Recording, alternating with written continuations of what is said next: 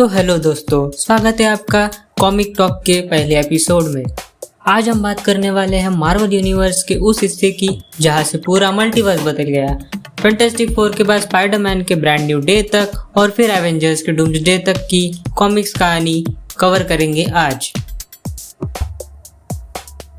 Fantastic four हमेशा से Marvel की फर्स्ट फैमिली रही है। रीड रिचर्ड्स, सू स्ट्रॉम, जॉनी स्टॉर्म और बेन ग्रिम। कॉमिक्स में इनके एक्सपेरिमेंट्स ने मल्टीवर्स को खोल दिया था। एक समय आता है जब रीड रिचर्ड्स को पता चलता है कि इनफाइनाइट यूनिवर्सेस एग्जिस्ट करते हैं और हर यूनिवर्स में एक वर्जन है रीड रिचर्ड्स का।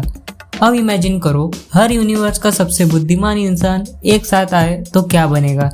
The council of reads.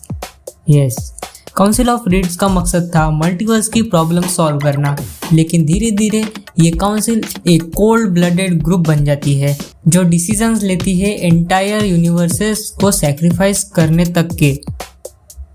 इस दौरान डॉक्टर डूम को इस काउंसिल की खबर लगती है। डूम एक ऐसा विलन है जो खुद को भगवान मानता है और जब उसे पता चलता है कि मल्टीवर्स में कई रीड्स है तो वो एक ही फैसला लेता है, सबको मिटा दो। और वहीं से शुरू होती है मार्वल की सबसे dangerous rivalry, Reed Richards versus doctor Doom. Doom cosmic powers हासिल कर लेता है, कभी गैलेक्टस की एनर्जी से, कभी बियॉन्डर्स से, और यही डूम बाद में बनता है God emperor Doom. Fantastic four के बाद ये पूरा आर्क जाता है सीक्रेट वॉर्स की ओर, जहाँ डूम लिटरली पूरे मल्टीवर्स का गॉड बन जाता है और यही ग्राउंड वर्क बनता है आने वाले एवेंजर्स डूम्सडे के लिए।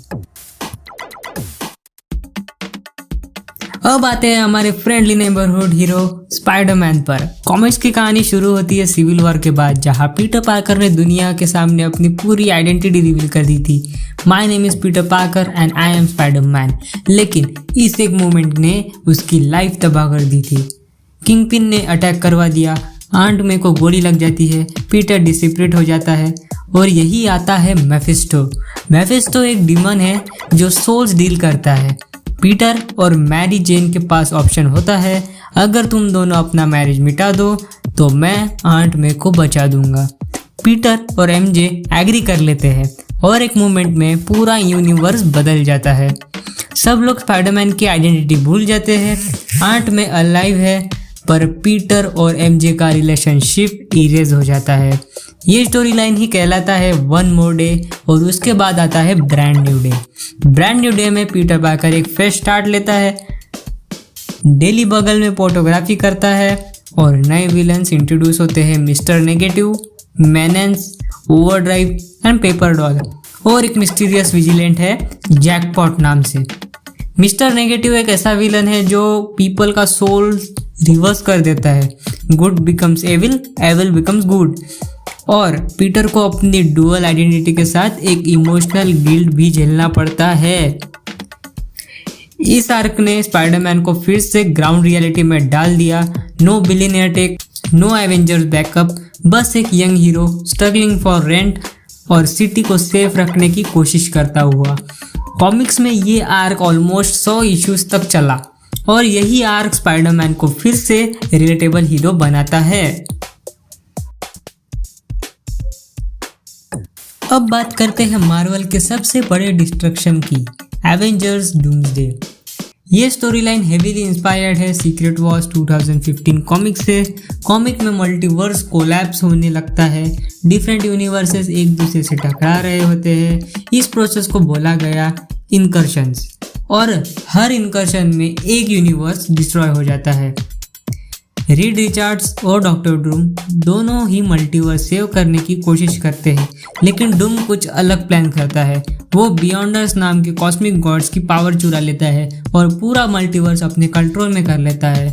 वो अपना एक नया वर्ल्ड बनाता है, बैटल वर्ल्ड, जहाँ सब यूनिवर्सेस के टुकड़े जोड़ दिए जाते हैं। X Men, Avengers, fantastic four, villains सब एक प्लैनेट पर फंसते रहते हैं और डूम खुद को कहता है God emperor Doom. Battle world में डूम के साथ एक ही इंसान फाइट करता है, रीड रिचर्ड्स, और जब दोनों फेस टू फेस आते हैं डूम के वर्ड सिंपल होते हैं, I did what you couldn't read, और रीड का जवाब you could have created hope but you choose control.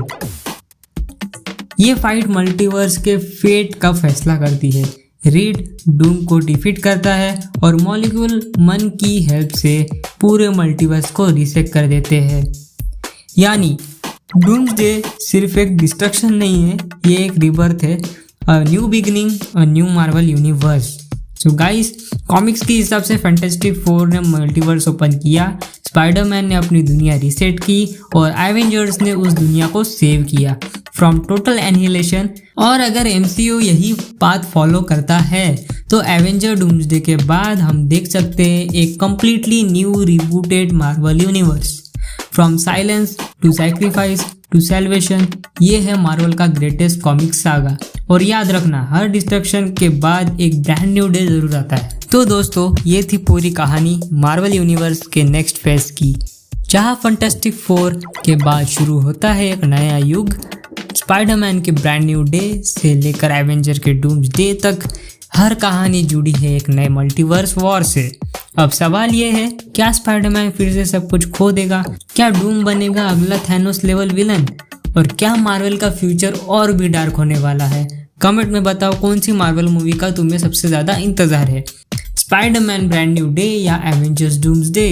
अगर वीडियो अच्छा लगे तो लाइक करो, शेयर करो, सब्सक्राइब करो रील टॉक्स को, क्योंकि यहाँ हर एक फ्रेम बोलता है cinema is not just entertainment, it's emotion.